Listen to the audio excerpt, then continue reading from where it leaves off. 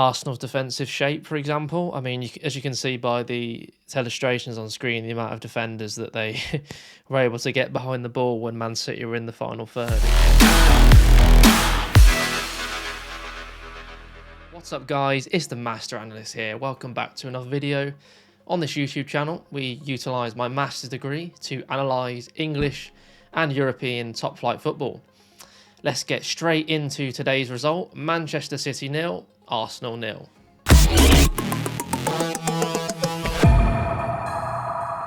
Well, that was quite a anticlimactic game, if I'm being totally honest with you.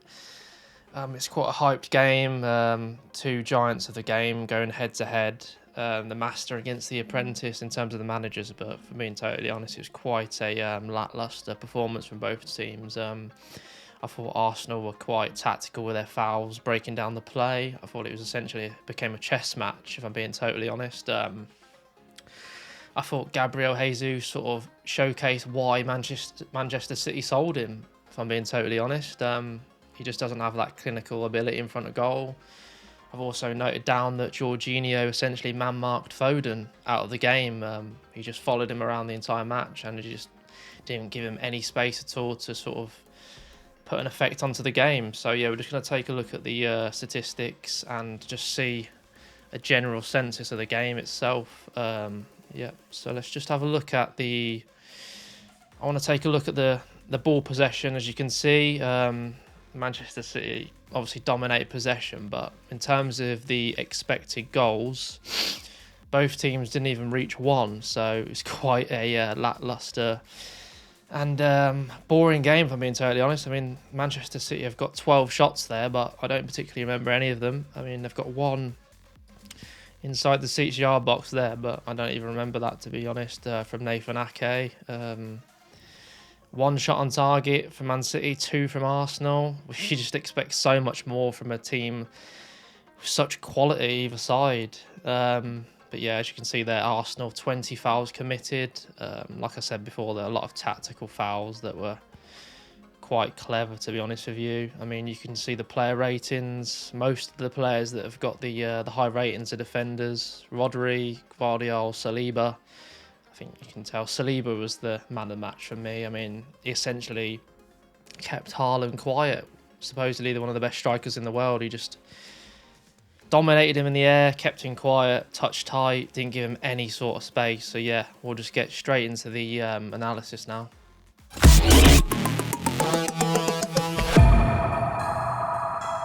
So we won't go in too much detail because of the sheer limited chances that were available, but we can sort of go into detail about Arsenal's defensive shape, for example. I mean, as you can see by the illustrations on screen, the amount of defenders that they were able to get behind the ball when Man City were in the final third. It was very clever tactically.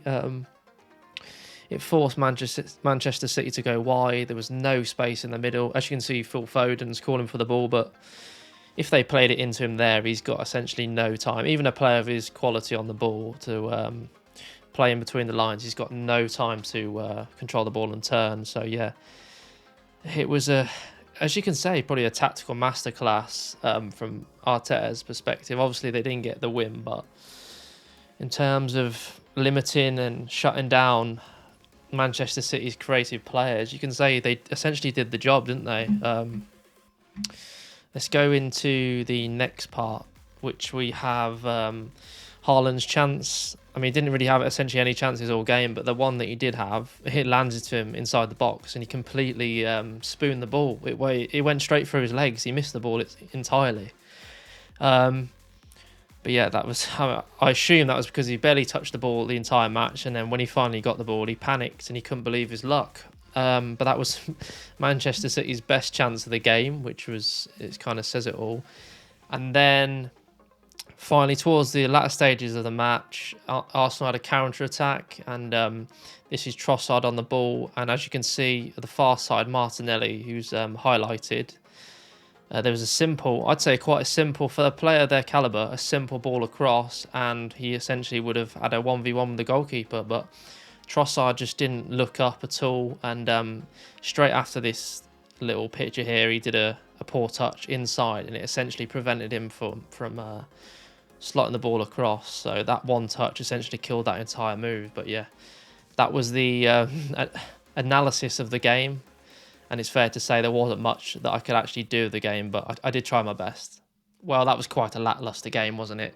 Essentially, just to summarise, I'd say it became a chess match from minute one, I think. Arsenal essentially played for the draw, which is understandable, away from home at the Etihad Stadium. But it's quite a boring spectacle for the neutral. I thought KDB just doesn't look match sharp at all.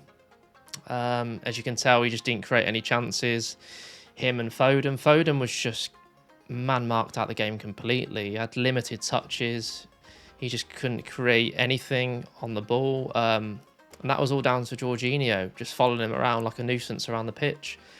Haaland, therefore, had no service provided at all, which understandable in that team. He doesn't usually have many touches, but he didn't even have... I don't even remember him having a proper shot on goal. For me, Jesus had quite a few small chances, but I just don't think he possesses the killer instinct in front of goal. Off the ball, he's fantastic in terms of his pressing, and his dribbling is good, but that killer instinct in front of goal, I don't think he has that clinical ability, in my opinion. As you can see towards the end of the game, both teams had chances to steal the win, but a fair reflection of the game is that both of them just panicked and didn't have that killer instinct or creativity to finish the chances. But yeah, Liverpool are now smiling. It's totally in their hands to win the Premier League title. But yeah, I just want to say thank you to everyone that's watched this video. Essentially my first video, full video on YouTube. But yeah, don't forget to like, comment and subscribe. To subscribe itself, just click the bell notification so you don't never miss an upload.